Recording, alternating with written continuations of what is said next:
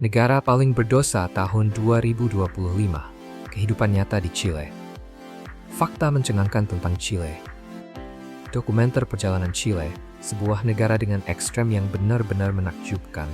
Meski lebarnya hanya sekitar 110 mil, kira-kira setara jarak melintasi Massachusetts, negara ini membentang lebih dari 2.600 mil dari ujung selatannya hingga mendekati garis khatulistiwa, merangkul hampir semua iklim dan lanskap yang bisa dibayangkan. Berada di atas cincin api Pasifik yang labil, salah satu zona paling rawan gempa di planet ini, Chile berhasil mengubah bahaya menjadi inovasi, membangun arsitektur tahan gempa paling maju di dunia, bahkan sampai menjadi kekaguman tersendiri di pantai-pantainya yang memperbolehkan pakaian opsional. Hanya dengan perjalanan singkat dari Santiago, ibu kota Chile yang penuh warna, ada Playa Luna, satu-satunya pantai pakaian opsional yang diakui secara resmi di negara ini. Tersembunyi jauh dari keramaian turis, hamparan pasir keemasan yang dibingkai tebing-tebing batu ini terasa seperti surga kecil yang terpensil. Para pengunjung datang bukan hanya untuk menikmati lautnya, tetapi juga untuk merasakan kebebasan dan privasi yang langka, sesuatu yang jarang ditemukan di tempat lain di Amerika Selatan. Jujur saja, apakah kamu berani berenang di sini? Tulis ya atau tidak di kolom komentar.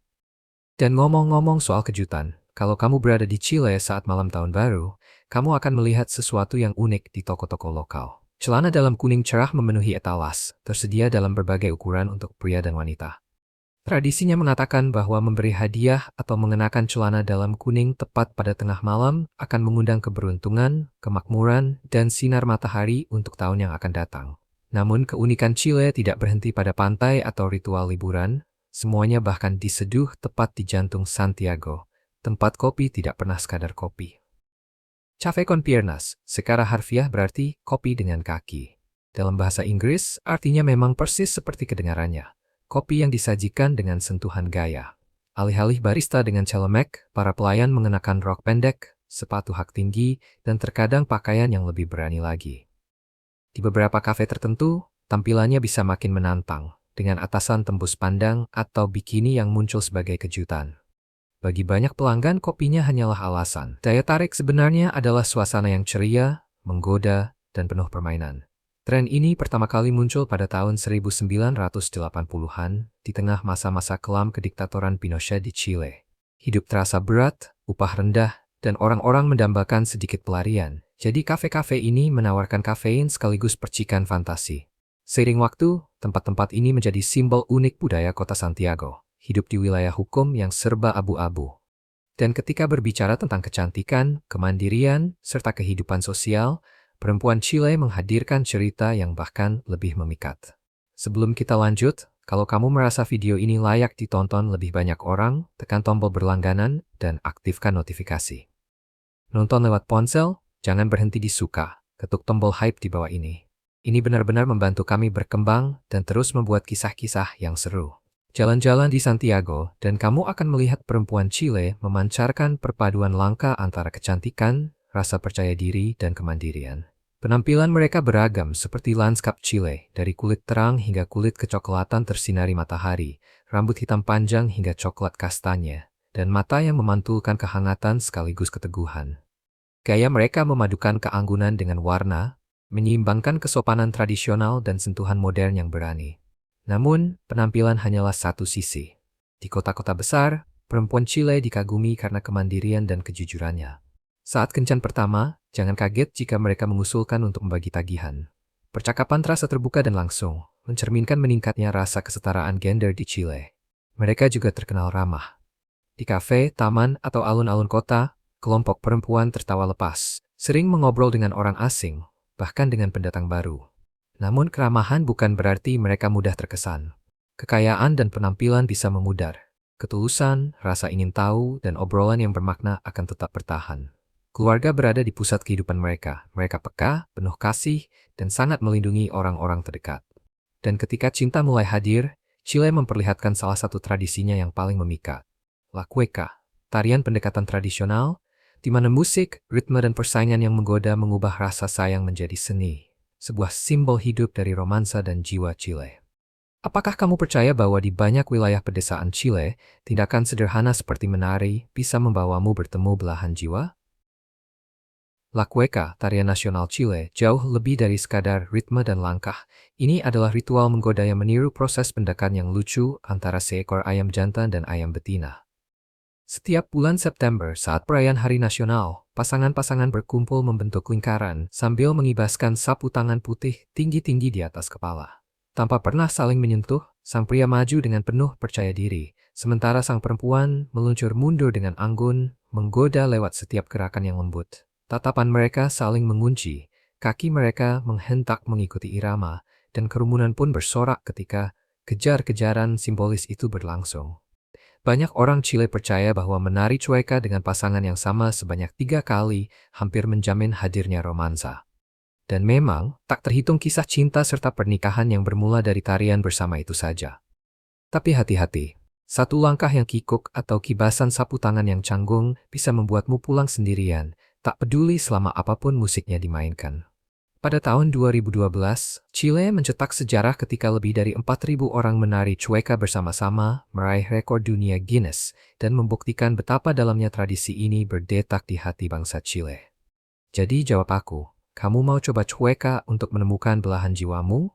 Tulis angka 5 di kolom komentar kalau kamu ikut.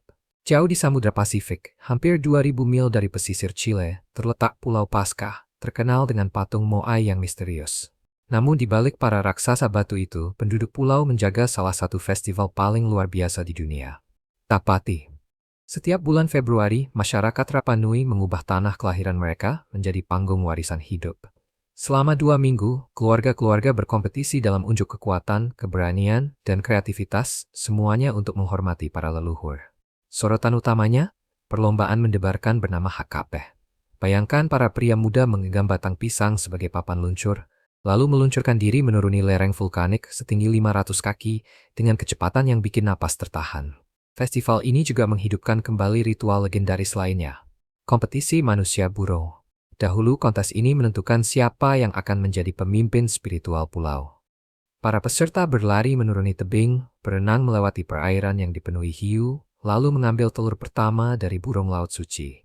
Sang pemenang bukan hanya mendapatkan kehormatan, ia memimpin komunitas selama 1 tahun penuh. Berjalanlah ke utara menuju Gurun Atacama, dan kamu akan menemukan kota-kota hantu yang membeku dalam waktu. Di tempat terkering di bumi ini tersembunyi Humberstone dan Santa Laura, yang dulu merupakan pusat kejayaan kerajaan Nitrat Chile pada abad ke-19 dan awal abad ke-20. Pada puncak kejayaannya, Humberstone saja menjadi rumah bagi lebih dari 3.500 orang. Keluarga-keluarga tinggal, bekerja, dan membangun komunitas utuh di tengah gurun. Semuanya ditopang oleh kekayaan saltpeter, emas putih, yang pernah membuat Chile menjadi salah satu negara terkaya di dunia. Namun ketika pupuk sintetis mulai muncul, ledakan nitrat itu runtuh, meninggalkan keheningan di tempat tawa dulu bergema. Kini, kota-kota ini tetap terjaga secara menyeramkan, seperti museum terbuka dari masa lalu. Kamu masih bisa berjalan melewati bioskop dengan kursi-kursinya yang masih utuh, mengintip ruang kelas, tempat papan tulis menunggu pelajaran yang tak pernah datang, dan melangkah ke toko kelontong di mana daftar harga yang pudar masih tergantung di dinding. Santa Laura, yang dibangun dari besi dan kayu, kini berdiri seperti kerangka industri yang berkarat. Menara distilasi raksasanya menjulang seperti monumen untuk zaman yang terlupakan. Tak heran tempat-tempat ini menarik para pembuat film, pecinta sejarah, dan pelancong pencari sensasi yang berburu keindahan Chile yang terasa berhantu. Gurun Atacama terkenal karena langitnya yang jernih dan pemandangannya yang memukau. Namun tersembunyi di antara bukit-bukit pasirnya, ada pemandangan yang mengganggu, sebuah gunung pakaian bekas yang dibuang, begitu besar hingga bisa terlihat dari luar angkasa. Setiap tahun, sekitar 59.000 ton pakaian bekas dan stok yang tidak terjual tiba di pelabuhan Iquique, Chile. Dikirim dari Amerika Serikat, Eropa, dan Asia. Sebagiannya dijual kembali atau diselundupkan ke pasar Amerika Latin lainnya, tetapi hampir 40.000 ton berakhir dibuang di gurun. Jeans, kemeja, dan jaket, banyak yang masih punya label harga, terpanggang di bawah matahari yang tak kenal ampun. Dibutuhkan hampir 2.000 galon air untuk memproduksi satu celana jeans. Industri fast fashion sudah menghasilkan 8% dari emisi gas rumah kaca global. Dan ketika pakaian-pakaian ini ditinggalkan di sini, mereka tidak begitu saja menghilang. Beberapa jenis kain bisa memerlukan hingga 200 tahun untuk terurai, sambil melepaskan pewarna beracun ke tanah dan air tanah. Meski sebagian kecil warga lokal mengais pakaian hangat untuk melawan dingin gurun, sebagian besar tumpukan tetap tak tersentuh, terus meninggi setiap tahun. Yang dulu murni dan bersih, kini Atacama menanggung beban sampah dunia. Pakaian memang bisa membuat kita terlihat keren. Tapi mari membeli hanya yang benar-benar kita butuhkan. Tulis komentar lindungi lingkungan di bawah untuk mengingatkan orang lain agar ikut bertindak. Dan ngomong-ngomong soal hal ekstrem, di tepi Antartika ada sebuah desa kecil yang mewajibkan operasi sebelum kamu bisa pindah, secara harfiah. Di ujung selatan dunia, jauh di dalam belantara es Antartika, Chile mempertahankan sebuah permukiman yang tak seperti yang lain, Villa Las Estrellas. Hidup di sini datang dengan satu aturan luar biasa. Kalau kamu ingin tinggal di sana, usus buntumu harus diangkat. Alasannya sangat logis, sekaligus mengerikan. Rumah sakit terdekat yang mampu melakukan operasi besar berada lebih dari 600 mil jauhnya, dan serangan radang usus buntu mendadak bisa dengan mudah berakibat fatal. Jadi sebelum pindah, entah ilmuwan, tentara, atau anak-anak, penduduk wajib menjalani operasi usus buntu sebagai langkah pencegahan. Meski syaratnya keras, Villa Las Estrellas bukan sekadar pos terpencil yang membeku. Dengan sekitar 600 penduduk, tempat ini memiliki versi mini dari kehidupan sehari-hari, sekolah, kantor pos, bank, bahkan sebuah gereja kecil. Warga menggambarkannya seperti tinggal di dalam kota mainan. Meski cuacanya sama sekali bukan permainan. Di musim dingin, suhu bisa turun hingga di bawah minus 50 derajat Fahrenheit, dengan badai salju yang memutus semua transportasi. Namun di tengah dingin yang menggigit, momen-momen menakjubkan tetap ada. Penguin berjalan santai di jalanan, seolah tak terganggu oleh manusia. Anak-anak tumbuh sambil bermain di salah satu lingkungan paling keras di bumi, sementara keluarga bergantung pada pesawat pasukan dan kapal untuk kebutuhan pokok. Bagi mereka yang bertahan, ini bukan sekadar soal bertahan hidup. Ini pelajaran tentang ketangguhan dan kebersamaan. Tetapi sementara Villa Las Estrellas menunjukkan ketahanan Chile di tempat ekstrem, negara ini menghadapi perjuangan lain yang lebih dekat dengan rumah. Krisis tunawisma yang meningkat di Santiago. Saat kebanyakan orang membayangkan tunawisma, mereka membayangkan kamp tenda yang luas di kota-kota besar Amerika Serikat. Namun dalam beberapa tahun terakhir, Chile, yang dulu dipuji sebagai bintang yang sedang naik di Amerika Selatan, menghadapi krisis tunawisma skala besar pertamanya, dan angkanya mengkhawatirkan. Dalam kurun waktu hanya 4 tahun, jumlah tunawisma melonjak lebih dari 30%. Angka resmi mencatat sekitar 21.000 orang, tetapi kelompok kemanusiaan memperkirakan jumlahnya lebih mendekati 40.000. Keluarga yang dulu tinggal di rumah stabil kini tidur di bawah kardus, terpal, dan selimut. Bahkan lingkungan Santiago yang paling rapi, termasuk area di sekitar Istana Kepresidenan, kini melihat orang-orang berbaring di bangku taman untuk tidur. Di sepanjang pesisir Viña del Mar, permukiman gubuk muncul hampir dalam semalam, mengubah distrik-distrik kaya menjadi pemandangan kontras yang menyesakkan. Lalu apa yang menyebabkan semuanya runtuh? Sebuah badai sempurna. Pandemi menghantam ekonomi, inflasi melonjak, dan pengangguran menjadi 2 kali lipat. Biaya perumahan melambung 70% dalam 1 dekade, sementara bank menaikkan suku bunga, membuat KPR dan sewa jauh di luar jangkauan. Ditambah lagi lonjakan migrasi, terutama dari Venezuela, dan tekanannya menjadi tak tertahankan. Kini ribuan orang berebut hunian yang terbatas dan mahal, mengubah wajah Chile. Yang dulu menjadi mercusuar stabilitas, kini menjadi negara di mana ketimpangan terlihat jelas di setiap sudut jalan. Meski pemerintah menjanjikan proyek perumahan sosial besar-besaran, para kritikus mengatakan itu seperti menambal kapal yang tenggelam dengan satu ember kecil. Dan tepat saat kamu berpikir kisah-kisah Chile tak mungkin lebih aneh, negara yang menggiur Chile deng. Ciuci Caritasum through the Plural di dunia. Saat mendengar kata mumi, kebanyakan orang langsung membayangkan para firaun Mesir beristirahat di makam emas. Namun, mumi tertua di bumi bukan ditemukan di sepanjang sungai Nil, melainkan berasal dari Chile. Di gurun-gurun keras di bagian utara, jauh sebelum piramida berdiri, suku Chinchorro menjalankan bentuk mumifikasi yang unik dan sangat manusiawi. Lebih dari 7.000 tahun yang lalu, mereka mulai mengawetkan orang yang meninggal. Bukan hanya penguasa atau kalangan elit, tetapi laki-laki, perempuan, dan anak-anak dari setiap lapisan masyarakat. Para arkeolog telah menemukan lebih dari 300 mumi ini, beberapa dicat hitam atau merah, dengan tubuh yang dibangun ulang menggunakan alang-alang, tanah liat, dan abu. Yang membuat Chinchorro begitu luar biasa adalah keyakinan mereka akan kesetaraan setelah kematian. Berbeda dengan orang Mesir, mereka tidak membatasi mumifikasi hanya untuk orang-orang berkuasa. Setiap kehidupan dianggap layak untuk diawetkan. Sebagian peneliti percaya praktik ini membantu keluarga tetap dekat dengan orang yang mereka cintai, sehingga rasa kehilangan terasa lebih ringan di lingkungan yang begitu keras. Pada tahun 2021, UNESCO mengakui mumi Chinchorro sebagai harta warisan dunia, menegaskan peran penting Chile dalam sejarah manusia. Lebih tua lebih dari 2000 tahun dibandingkan mumi Mesir, peninggalan kuno ini membuktikan bahwa Chile bukan sekadar negeri dengan alam ekstrem, melainkan juga sebuah tempat lahirnya peradaban-peradaban yang terlupakan.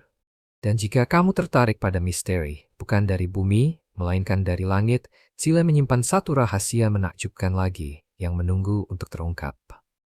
Di perbukitan tenang di Chile bagian tengah, terdapat San Clemente, sebuah kota kecil yang kini dikenal sebagai ibu kota UFO dunia.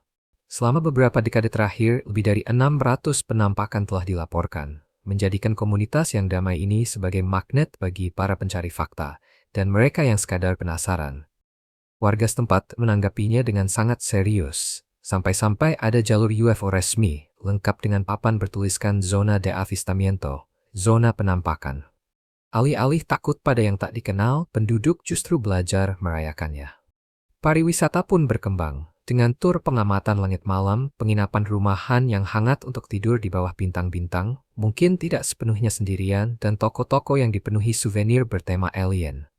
Para pelancong dari Eropa dan Amerika Utara datang bukan untuk pantai atau kebun anggur, melainkan untuk menatap langit yang seolah tak berujung dan mendengar warga setempat berbagi kisah yang mengaburkan batas antara folklore dan sains. Yang membuat San Clemente benar-benar memikat adalah lokasinya. Terletak di antara pegunungan yang terjal dan lembah-lembah yang luas, langitnya yang jernih, dan cahaya-cahaya misterius bahkan membuat para skeptis ikut berpikir ulang. Para ilmuwan menunjuk satelit, fenomena cuaca, atau penerbangan militer. Namun kota ini tetap bertahan dengan rasa takjubnya. Bagi masyarakat di sini, ini tidak pernah tentang membuktikan atau menyangkal, melainkan tentang menjaga rasa misteri itu yang membuat manusia terus menengadah ke langit. Bentang alam Chile yang menakjubkan bukan hanya indah, tetapi juga termasuk yang paling tidak stabil di bumi. Negara ini berada di atas batas yang mudah bergejolak, tempat lempeng Nazca menyusup ke bawah lempeng Amerika Selatan, membangun tekanan seismik tanpa henti. Hasilnya, beberapa gempa bumi paling kuat dalam sejarah manusia. Sejak tahun 1500, dari 46 gempa raksasa yang tercatat di seluruh dunia dengan magnitudo 8,5 atau lebih, 14 diantaranya terjadi di Chile. Pada tahun 1960, negara ini mengalami pukulan paling menghancurkan. Gempa Valdivia, gempa terkuat yang pernah diukur, mencapai 9,5 pada skala Richter. Bumi berguncang selama 10 menit tanpa henti, memicu tsunami yang melintasi samudra hingga ke Jepang dan Selandia Baru. Kota-kota rata dengan tanah, hampir 5.000 nyawa melayang, dan jutaan orang kehilangan tempat tinggal. Seolah itu belum cukup, beberapa hari kemudian gunung berapi di dekatnya meletus, menyelimuti langit dengan abu dan memperparah bencana. Para ilmuwan memperkirakan energi gabungan dari gempa, tsunami, dan letusan itu lebih dari 200 kali lebih besar dibandingkan bom Hiroshima. Sejarah kekerasan alam ini membuat Chile mendapat julukan yang menyeramkan, tanah yang tidak disukai oleh bumi. Namun, alih-alih menyerah pada ketakutan, orang Chile telah menguasai ketangguhan, membangun salah satu infrastruktur tahan gempa paling maju di dunia. Kehidupan terus berjalan, stabil dan penuh tekad, bahkan di bawah gemuruh konstan planet itu sendiri. Dan di tengah ketegangan antara keindahan dan bahaya ini, ibu kota Chile, Santiago, membangun reputasi untuk sesuatu yang sama sekali berbeda. Santiago, rumah di lebih dari 7 juta orang, bukan hanya ibu kota Chile. Kota ini adalah jantung gelisah bangsa itu. Pada siang hari, cakrawalanya memadukan menara-menara kaca dengan fasad kolonial, sementara pegunungan Andes menjulang di kejauhan. Namun saat malam turun, Santiago benar-benar pantas menyandang gelarnya sebagai ibu kota tak pernah tidur di Amerika Selatan. Hidup di sini tidak pernah melambat. Di Bella Vista, mural-mural meledak dengan warna di siang hari, lalu hidup di bawah lampu neon pada malam hari. Bar, klub, dan tempat musik live berdentum dengan suara hingga pukul 5 pagi. Warga lokal bahkan tidak terpikir untuk makan malam atau kencan sebelum pukul 10. Hidup dalam ritme yang terasa seperti satu pesta tanpa akhir. Untuk merasakan kehidupan sehari-hari, pergilah ke Pasar La Vega, bazar yang berdenyut seperti nadi kota. Para pedagang bernyanyi, berteriak, bahkan nge-rap untuk menarik perhatian. Sementara para pembeli menawar ikan, buah, dan rempah-rempah. Suasananya berisik, kacau, dan luar biasa hidup. Tempat yang menangkap jiwa Chili lebih baik daripada monumen manapun. Namun Santiago lebih dari sekadar kehidupan malam dan pasar. Melangkahlah sedikit menjauh dari pusat kota, dan kamu mungkin melihat koboi berkuda melintas di jalanan pinggiran. Topi lebar mereka menangkap sinar matahari, seolah-olah Wild West masih tersisa di sini. Perpaduan tradisi dan modernitas, kegelisahan dan kegembiraan, inilah yang membuat Santiago tak terlupakan. Dan saat kamu melanjutkan perjalanan melewati kota ini menuju pedesaan Chili, gairah lain pun muncul. Gairah yang membuat negara ini terkenal di seluruh dunia. Saat orang memikirkan anggur kelas dunia, mereka sering membayangkan Prancis atau Italia. Namun diam-diam, Chili telah merebut tempatnya di jajaran elit, mengekspor botol-botol anggur ke Amerika Serikat, Jepang, dan Eropa, bahkan mengungguli anggur Eropa dalam kompetisi global. Rahasia Chili terletak pada geografisnya. Terlindung di antara hembusan sejuk Samudra Pasifik dan megahnya pegunungan Andes, negara ini menikmati kondisi yang nyaris sempurna untuk anggur. Hujan jarang mengancam tanaman merambat, hama sedikit, dan sinar matahari melimpah. Di utara yang kering, para pembuat anggur di Gurun Atacama memanen air dari kabut laut pagi untuk menyuburkan tanaman mereka. Lebih jauh ke selatan, di Patagonia, para pembuat anggur yang berani menuakan anggur di gua-gua es menghasilkan botol yang begitu lembut hingga para ahli dibuat terpukau. Di antara harta terbesar Chili adalah anggur Carmenere, yang dulu dianggap punah di Eropa, hingga akhirnya ditemukan kembali tumbuh subur di tanah Chili. Pada tahun 2004, sebuah Carmenere dari Chili mengejutkan dunia anggur dengan meraih gelar anggur terbaik di dunia. Dan sejak saat itu, reputasi negara ini sebagai simbol kualitas pun semakin kokoh. Namun anggur Chili bukan hanya soal prestis, ini juga tentang perayaan. Setiap bulan Maret, komunitas di seluruh negeri mengadakan Fiesta de la Vendimia atau Festival Panen Anggur. Ribuan orang berkumpul untuk menginjak anggur dengan kaki telanjang, menikmati sesi cicip yang seolah tak ada habisnya, dan menari mengikuti musik tradisional. Puncaknya adalah penobatan Ratu Vendimia, yang berparade di atas kereta hias dengan jubah panjang yang berkibar, melambangkan keindahan dan kebanggaan pertanian Chili. Bagi para pelancong, berkunjung saat musim panen adalah pengalaman yang tidak seperti yang lain. Festival-festival ini tumpah dengan tawa, kehangatan, dan rasa syukur kepada tanah yang telah memberi orang Chili penghidupan sekaligus kebahagiaan. Setiap gelas menyimpan kisah, bukan hanya tentang kebun anggur dan iklim, tetapi juga tentang ketangguhan, budaya, dan warisan. Dari gurun hingga gletser, dari kota-kota hantu hingga kota yang tak pernah tidur, Chili adalah negeri ekstrem dengan kontras yang mencengangkan. Dari gurun terkering di bumi hingga desa-desa Antarktika yang membeku, dari kota-kota hantu yang terperangkap dalam waktu hingga festival tempat para peserta meluncur di atas batang pisang, ini adalah negara yang tidak pernah berhenti mengejutkan. Chili adalah tempat gempa bumi dan gunung berapi, mumi-mumi kuno yang lebih tua daripada Mesir, serta anggur yang menyaingi yang terbaik di Eropa. Jadi, kalau suatu hari kamu berada di Amerika Selatan, jangan hanya memikirkan Chili sebagai sebuah destinasi, anggaplah ia sebagai petualangan penuh kontras. Modern dan kuno, liar dan elegan, berbahaya namun sangat indah. Sekarang, coba bilang padaku, dari ke-15 fakta tentang Chili ini, mana yang paling membuatmu takjub? Apakah pantai yang memperbolehkan pakaian opsional, ibu kota UFO, atau desa yang mengharuskan operasi untuk bisa pindah? Tulis pendapatmu di kolom komentar di bawah. Saya harap kamu menikmati video hari ini. Jika iya, jangan lupa klik tombol suka dan berlangganan channel ini agar tidak ketinggalan video-video seru berikutnya. Dukunganmu membantu kami terus membuat konten yang lebih baik lagi. Pastikan kamu menonton video berikutnya yang muncul di layar. Saya yakin kamu akan menyukainya. Jangan lupa tinggalkan komentar tentang negara mana yang ingin kamu lihat kami jelajahi selanjutnya. Terima kasih banyak sudah menonton, dan sampai jumpa di video berikutnya.